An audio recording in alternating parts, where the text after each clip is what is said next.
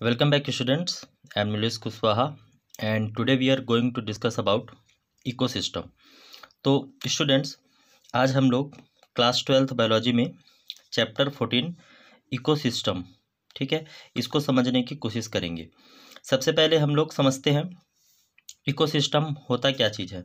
तो इकोसिस्टम का मतलब होगा कि biotic and abiotic components, okay, जो बायोटिक कंपोनेंट्स हैं एंड जो एबायोटिक कंपोनेंट्स हैं उनके आपस के इंट्रैक्शन से ओके एक सिस्टम बनता है और जिसको हम क्या कहते हैं, इकोसिस्टम कहते हैं। मतलब बायोटिक और एबायोटिक कंपोनेंट्स के आपस के इंट्रैक्शन से एक सिस्टम का फॉर्मेशन होता है और उस सिस्टम को हम क्या बोलते हैं, इकोसिस्टम बोलते हैं। ठीक है, इतना क्लियर है। चलिए अब देखते हैं एनसीईआरटी में क्या कुछ चीज़ें मेंशन है, उसको हम समझते चलते हैं। Okay, an ecosystem can be visualized as a functional unit of nature. मतलब जो एक इकोसिस्टम होता है वह इकोसिस्टम मेनली एक नेचर की क्या होती है, फंक्शनल यूनिट होती है। Okay, where living organisms interact among themselves and also with the surrounding physical environment. Okay, मतलब क्या हो गया कि जहाँ पर मतलब इकोसिस्टम में जो लिविंग ऑर्गेनिजम्स हैं वो आपस में, है ना, एक दूसरे से इंट्रैक्शन करते हैं, अन्योन क्रिया करते हैं और अपने फिजिकल इन्वायरमेंट से भी ये इंट्रैक्शन करते हैं। Okay, ecosystem varies greatly in size from a small pond to a large forest और ए सी।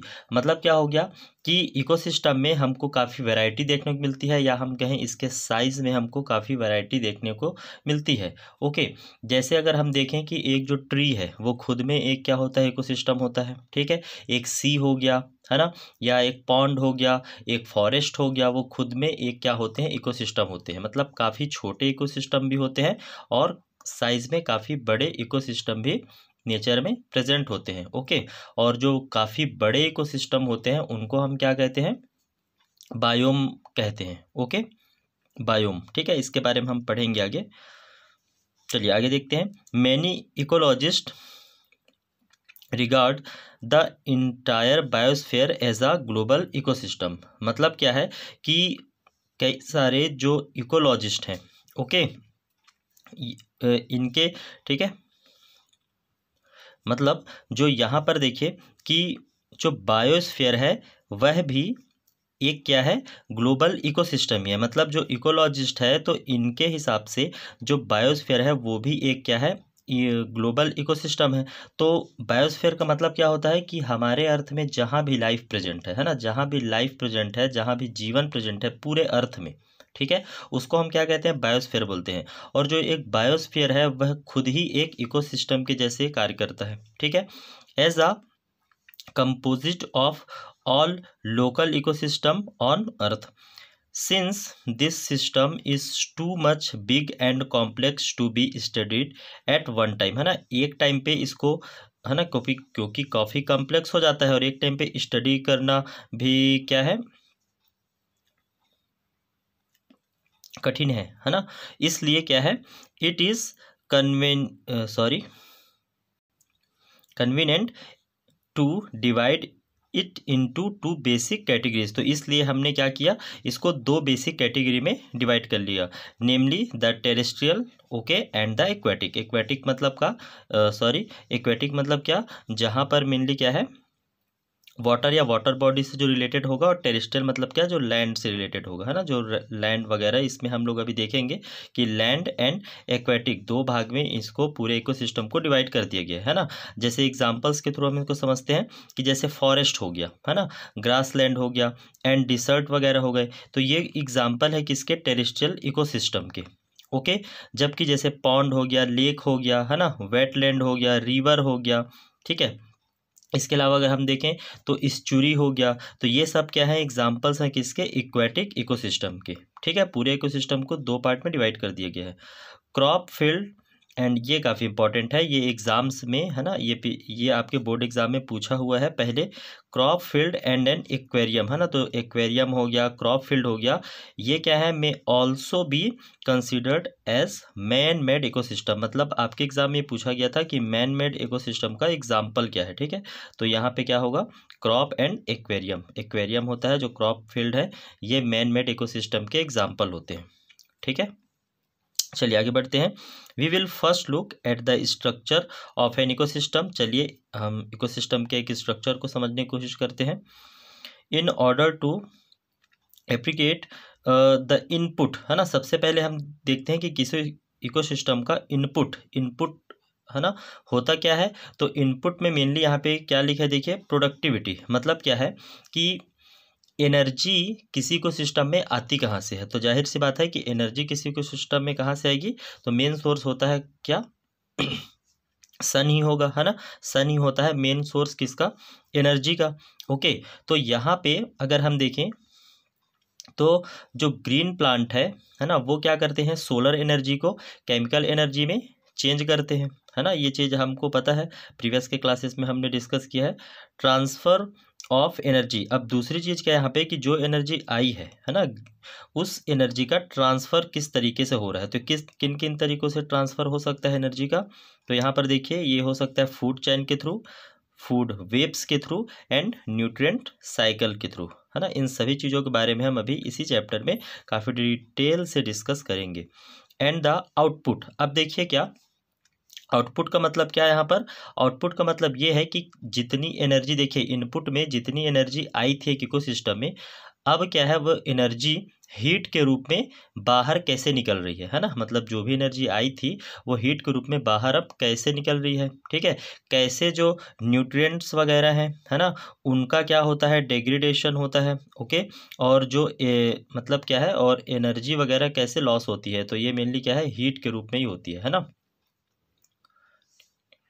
ठीक है। मतलब जो न्यूट्रिएंट्स है उनको डिग्रेडेट कैसे कर रहे हैं, है ना, इससे मेनली डिपेंड करता है क्या, आउटपुट। आउटपुट मतलब क्या कि जो भी यहाँ पे एनर्जी है जो आई है उनका डिग्रेडेशन कैसे हो रहा है, ठीक है, और एनर्जी वहाँ पे कैसे लॉस हो रही है।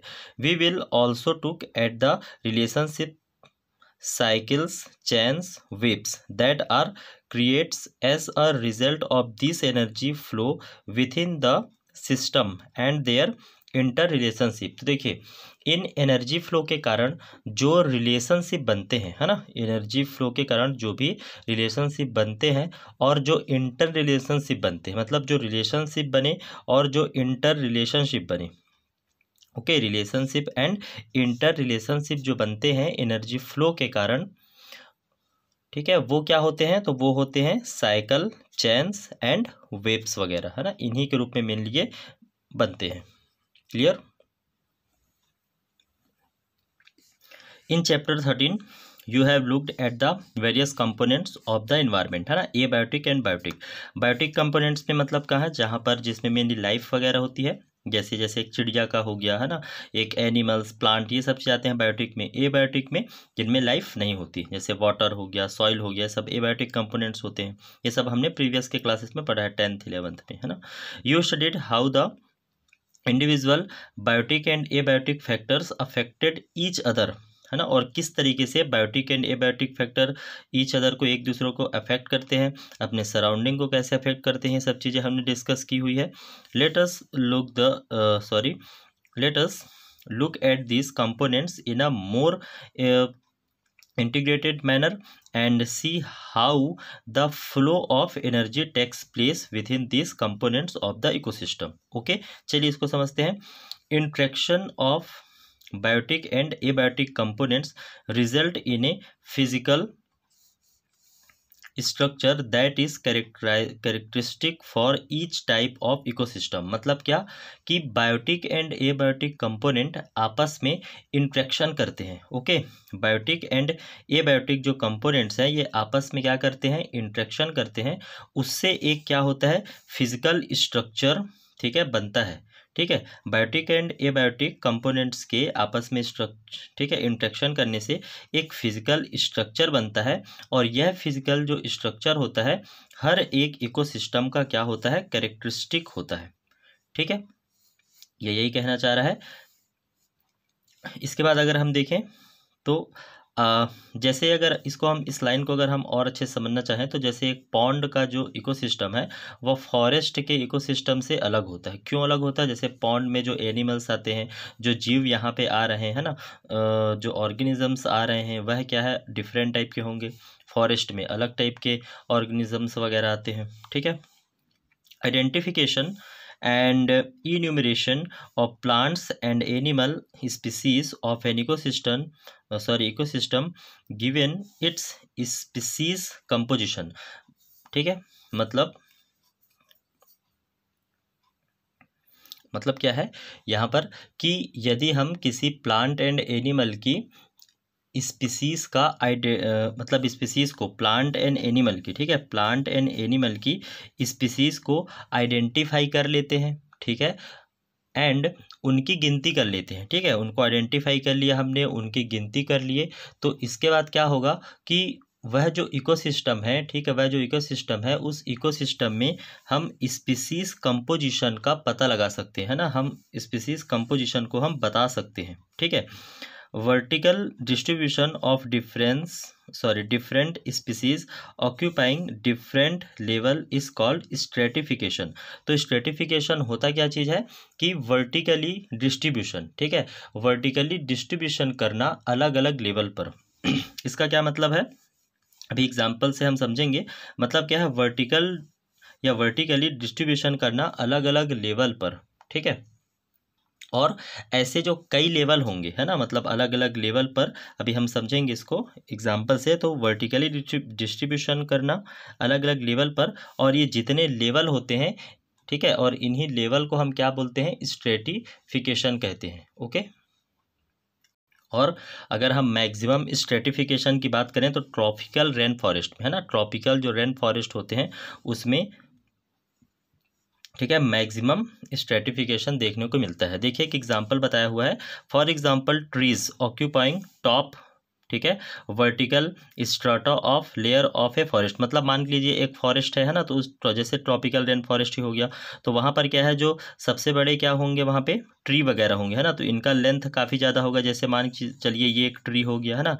अब क्या है कि इस ट्री के नीचे में, इस ट्री के छाया में, इसके नीचे में क्या प्रेजेंट होगा, सर्ब्स, है ना, सर्ब्स वगैरह यहाँ पे प्रेजेंट होंगे सेकेंड में, है ना, मतलब मान के इससे जो छोटे होंगे वो यहाँ पे प्रेजेंट होंगे। ठीक है, एंड इसके बाद क्या होगा, herbs and grasses occupy the bottom layer. और यहाँ पे बिल्कुल नीचे में क्या होंगे, यहाँ पे जो बिल्कुल छोटे छोटे हर्ब्स वगैरह होंगे, जो ग्रासेस होंगे वो प्रेजेंट होंगे। ठीक है, तो अलग अलग लेवल पे यहाँ पे ट्री का लेवल अलग है, इसका लेवल अलग है, इसका लेवल अलग है। इसको हम क्या बोलते हैं, स्ट्रेटिफिकेशन बोलते हैं। ठीक है, मतलब वर्टिकली डिस्ट्रीब्यूशन करना, ठीक है, अलग अलग लेवल पे, इसी को हम क्या कहते हैं, स्ट्रेटिफिकेशन कहते हैं।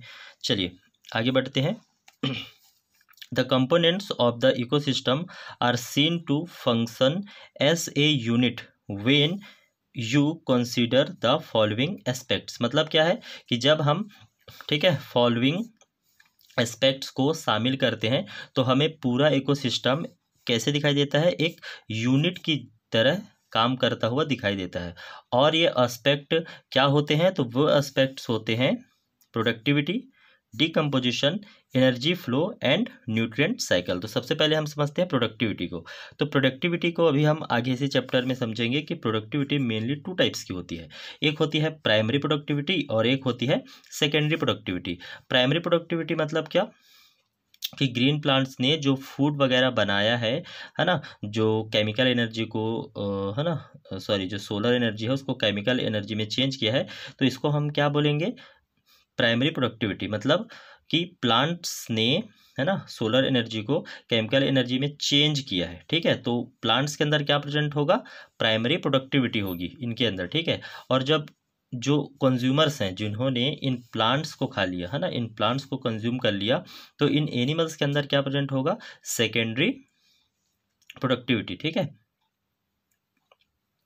सेकेंडरी प्रोडक्टिविटी प्रेजेंट होती है किसमें, एनिमल्स में, और प्लांट्स में क्या होगी, प्राइमरी प्रोडक्टिविटी। ठीक है, चलिए इसके बाद क्या, डीकम्पोजिशन। डीकम्पोजिशन का मतलब क्या कि देखिए प्लांट्स ने क्या किया, इनऑर्गेनिक को ऑर्गेनिक में चेंज किया, फिर कंज्यूमर्स ने क्या किया, उस है ना कंज्यूमर्स में गया वो, मतलब जो इनऑर्गेनिक ठीक है कंपोनेंट्स हैं, जो इनऑर्गेनिक मटेरियल है उसको ऑर्गेनिक में किसने चेंज किया, प्लांट्स ने। अब वो जो ऑर्गेनिक है वो कार्निवोरस है ना, फिर उससे क्या है टॉप कार्निवोरस तक पहुंच गया।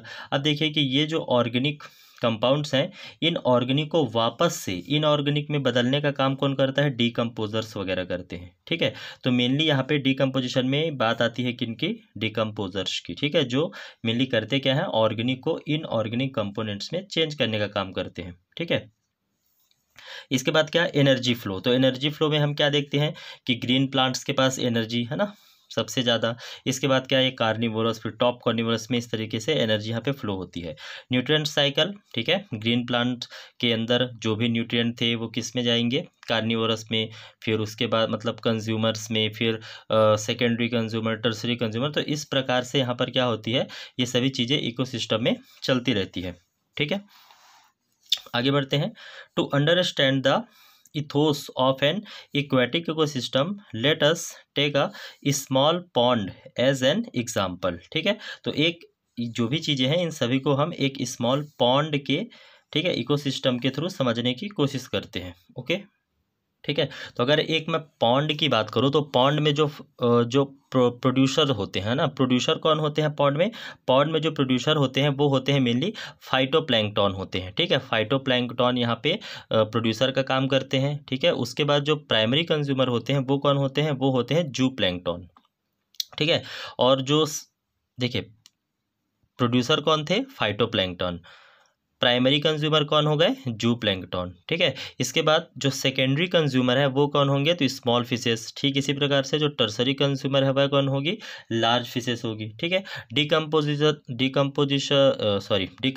की अगर मैं बात करूँ तो यहाँ पे कौन होगा, बैक्टीरिया एंड फंगी। ठीक है, ये मेनली होते हैं यहाँ पर डिकम्पोज, ठीक है, डिकम्पोजर वगैरह। तो अभी चलिए हम सभी चीज़ों को ठीक है एक एक करके समझते हैं।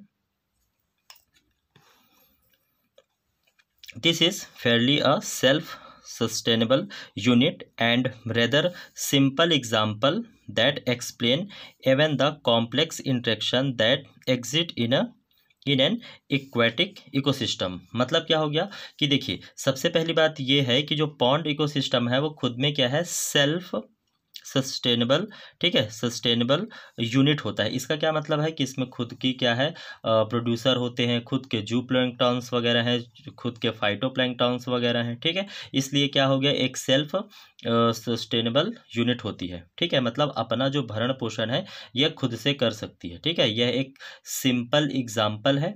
ठीक है, बट एक कॉम्प्लेक्स इंट्रैक्शन को शो करता है।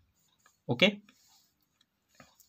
आगे बढ़ते हैं। A pond is a shallow water body in which all the above mention 4 basic components of an ecosystem are well exhibit. इसका मतलब क्या है कि देखिए पॉन्ड एक छोटी सी वाटर बॉडी है, पॉन्ड एक छोटी सी वाटर बॉडी है, एक शैलो वाटर बॉडी है। और यहाँ पर क्या है कि हमको जो चारों जो मेन चीज़ें हमने देखी थी, ठीक है, जैसे productivity, decomposition, energy flow, nutrient cycle, ये चारों चीज़ें हमको काफ़ी इजीली दिखाई यहाँ पे देती है। ठीक है, द एबायोटिक कंपोनेंट। अब देखते हैं हम यहाँ पे कि जो एबायोटिक कंपोनेंट्स है वो क्या क्या होते हैं। तो abiotic components is the water. ठीक है, एबायोटिक की बात कर रहे हैं तो यहाँ पे क्या होगा, वाटर होगा, with all the dissolve in organic and organic substances.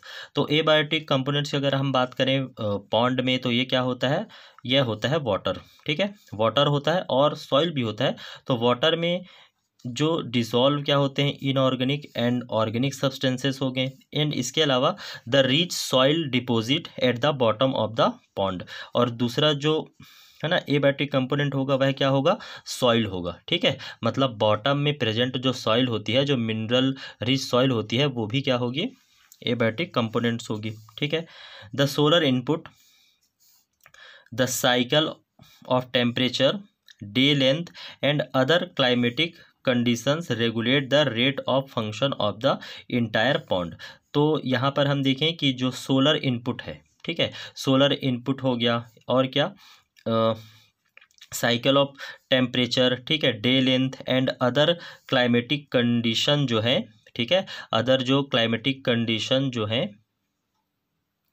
ठीक है, एक पॉन्ड के रेट ऑफ फंक्शन को क्या करती है, एक पॉन्ड के रेट ऑफ फंक्शन को रेगुलेट करने का काम करती है, ठीक है, condition regulate the rate of function of the entire pond.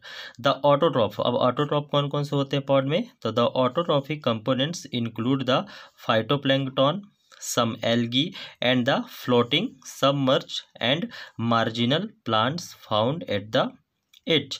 मतलब क्या, यहाँ पे अगर हम देखें तो ऑटोट्रॉप्स में मेनली आते हैं क्या, फाइटोप्लैंक्टन, ठीक है, फाइटोप्लैंक्टॉन्स वगैरह यहाँ पे आते हैं, ठीक है, हिंदी में हम इनको पादप प्लवक कहते हैं। इसके अलावा एल्गी वगैरह हो गए, ठीक है, सबमर्ज, ठीक है, सबमर्ज का मतलब ये होता है कि जो जल के अंदर, वाटर बॉडी के अंदर होते हैं ना, मार्जिनल मतलब किनारे साइड में, है ना, साइड में जो प्रेजेंट होते हैं, तो मार्जिनल प्लांट्स हो गया, found at the edge. The consumers, अब कंज्यूमर्स में किन की बात आती है, तो यहाँ पे represented by the zooplankton, ठीक है, जू प्लैंक्टन वगैरह आते हैं, स्मॉल एनिमल्स ही होते हैं मेनली, ठीक है, इमेच्योर स्टेज ऑफ लार्वा आप इनको बोल सकते हैं किसी एनिमल का, ठीक है, तो जू प्लैंक्टन वगैरह हो गया।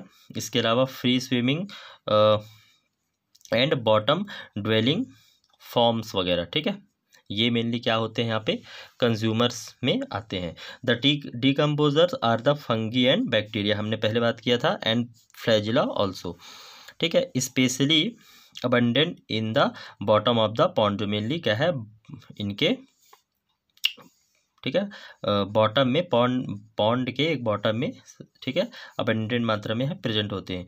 This system perform all the functions of an ecosystem and of the biosphere as a whole. मतलब क्या है यहाँ पे कि इकोसिस्टम के साथ साथ बायोस्फीयर के काम को भी कर रहा है। मतलब यह है कि बायोस्फीयर, ठीक है, या हम कहें कि बायोस्फीयर के जैसे भी ये काम करता है, ठीक है, जैसे बायोस्फीयर काम करता है ठीक वैसे ही एक लेक या एक पॉन्ड भी काम कर सकती है, ठीक है, या एक झील भी काम कर सकती है, ऐसा हम कह सकते हैं, ठीक है। Conversion of inorganic into organic material, तो कैसे हम कह सकते हैं कि देखिए जो एक पॉन्ड है वो एक बायोस्फीयर की तरह भी काम करती है, हम कैसे कह सकते हैं, तो इसको हम समझते हैं कि यहाँ पे भी मेनली क्या होता है, conversion of inorganic into organic, है ना, जो इनऑर्गेनिक है वह ऑर्गेनिक में चेंज होता है, किसकी हेल्प से होता है, तो यह होता है ऑटोट्रॉप्स के थ्रू, है ना, सोलर एनर्जी को केमिकल एनर्जी में चेंज किया जाता है, इनऑर्गेनिक को ऑर्गेनिक में चेंज किया जाता है, ठीक है। Consumption of the autotrophs by heterotroph, जो हेट्रोट्रॉप है वो ऑटोट्रॉप्स को क्या करते हैं, कंज्यूम कर लेते हैं, खा जाते हैं। Decomposition and mineralization of the dead matter to release them back for reuse by the autotrophs.